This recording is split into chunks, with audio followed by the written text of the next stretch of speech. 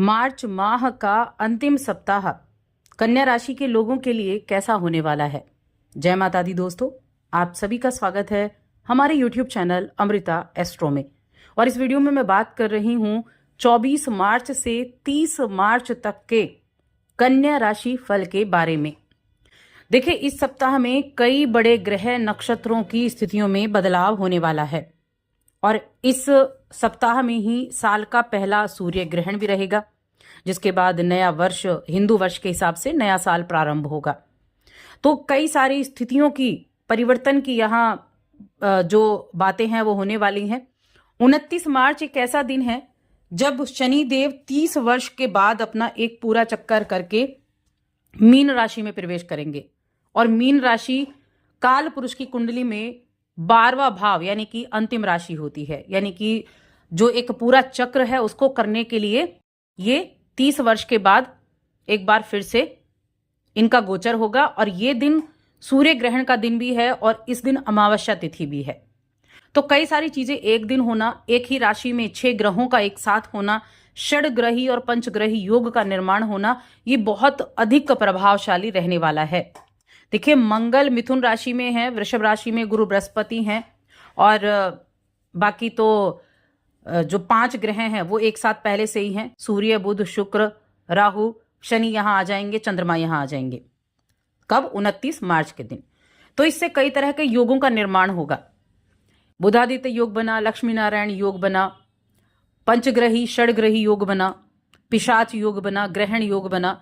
तो इन योगों का प्रभाव हर एक अलग अलग तरीके से आपको देखने को मिलेगा। अब वो कैसा होगा और क्या उपाय कर सकते हैं, कौन से दिन ज्यादा अच्छे रहेंगे, इसके बारे में चलिए जानते हैं।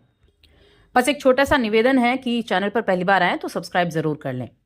देखिए, कन्या राशि की मैं बात कर रही हूं और आपकी राशि में अगर आप देखें तो केतु विराजमान है और कन्या राशि के जातकों के लिए इस समय अवधि में इनके हेल्थ की अगर मैं बात करूं तो हेल्थ ठीक ठाक रहने वाली, यानी मिले जुले हेल्थ संबंधी आपको रिपोर्ट यहाँ देखने को मिलेगी।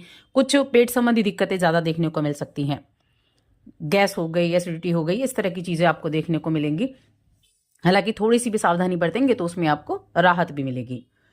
अब राहु आपके 7वें घर में मौजूद हैं, क्योंकि लग्न में राशि में देखिए अगर केतु है तो सामने वाले घर में राहु हो गए। अब सामने वाले घर में राहु है तो राहु के साथ तो बहुत सारे ग्रहों की युति है 7वें भाव में। तो इस समय में आपकी आमदनी में भी वृद्धि होने का योग बना हुआ है। लेकिन जब आमदनी होगी, जैसे कि आपको लाभ हुआ, कहीं से प्रॉफिट हुआ, तो वो उसी हिसाब से आपका खर्च भी हो जाएगा। तो जितना आपको प्रॉफिट दिख रहा है उतने ही आपको खर्चे भी दिखाई दे रहे हैं।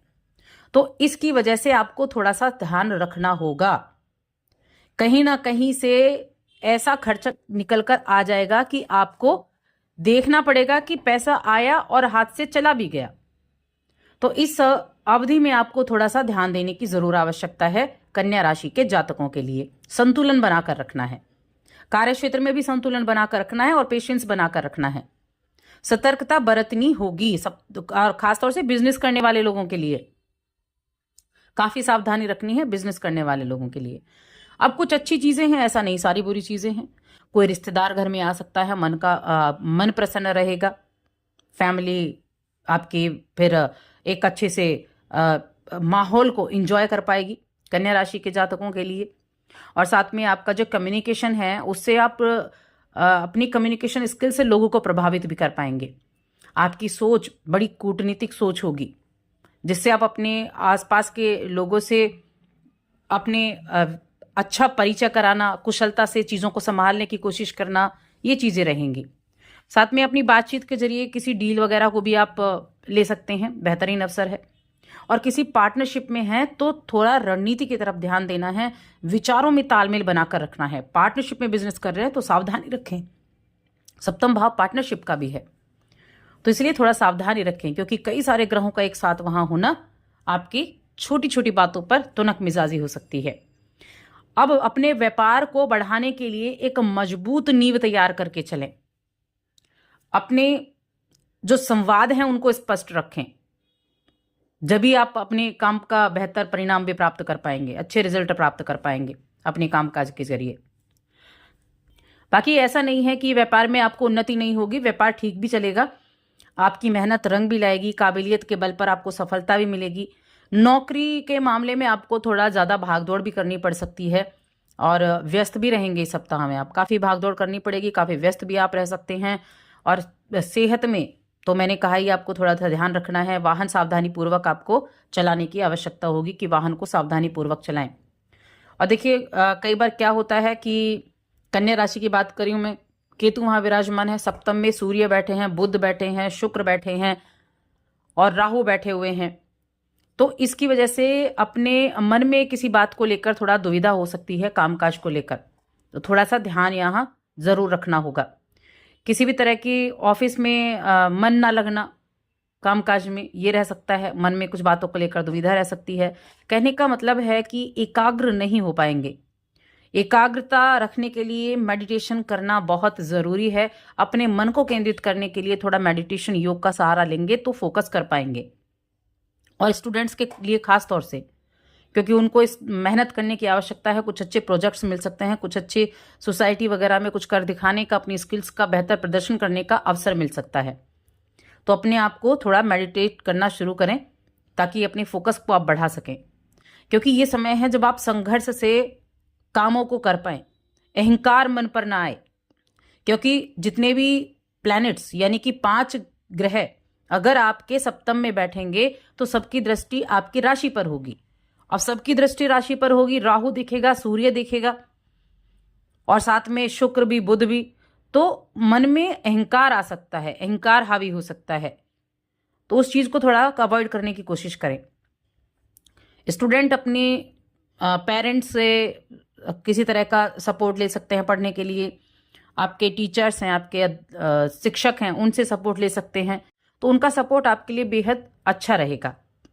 तो इस समय अवधि में थोड़ा ध्यान रखना है। अब देखिए सप्ताह की जब शुरुआत होगी तो 25 मार्च को एकादशी तिथि है। इस एकादशी तिथि के दिन आप थोड़ा लाभ प्राप्त कर सकते हैं। एक तो विष्णु सहस्त्रनाम का पाठ इस दिन जरूर करें, भगवान विष्णु माँ लक्ष्मी की आराधना करें, शाम के समय तुलसी के पास एक दीपक जरूर जलाएं। 29 मार्च अमावस्या तिथि, शनि का राशि परिवर्तन और सूर्य ग्रहण। सूर्य ग्रहण भारत में दिखाई नहीं देगा तो सूतक भी नहीं लगेगा, लेकिन जब इतने सारे ग्रह एक साथ होंगे तो उसका प्रभाव जरूर देखने को मिलेगा। अब एक तो जिन लोगों के लिए भी पितृदोष है वो इस दिन अपने पितरों के निमित्त कुछ ना कुछ दान तर्पण जरूर करें। इस कार्य का ध्यान रखें। और शनि मंत्र का जप कर सकते हैं आप इस ग्रहण योग के दिन। अगले 15 दिनों तक उसका प्रभाव भी सबसे अधिक रहेगा। तो अगले 15 दिन तक थोड़ा सा उतार चढ़ाव, उथल पुथल चीजों में बनी रह सकती है। वैवाहिक जीवन में भी और पारिवारिक जीवन में भी और लव लाइफ में भी उथल पुथल थोड़ी सी रह सकती है। मेंटल टेंशन इस समय अवधि में रह सकती है, क्योंकि 30 तारीख को षड ग्रही योग बन रहा है। जो काम है हो सकता है वो एकदम से स्टक हो जाए, वो आगे ना बढ़ पाए, ये स्थितियां बनी रह सकती हैं। तो उपाय बहुत जरूरी है। उपाय के लिए क्या करना है, भगवान शिव की आराधना करें, प्रत्येक दिन शिवलिंग पर जल अर्पित करें। जो शनिवार का दिन आएगा उस दिन किसी भी एक भूखे व्यक्ति को, अपंग व्यक्ति को खाना खिलाएं। और जो अमावस्या का दिन होगा उस दिन तो भगवान शिव की आराधना तो करें ही करें, साथ में अपने पितरों के नाम से किसी को भोजन जरूर करना है, चाहे ब्राह्मण को, चाहे किसी जरूरतमंद को। तो बस आज की इस वीडियो में इतना ही।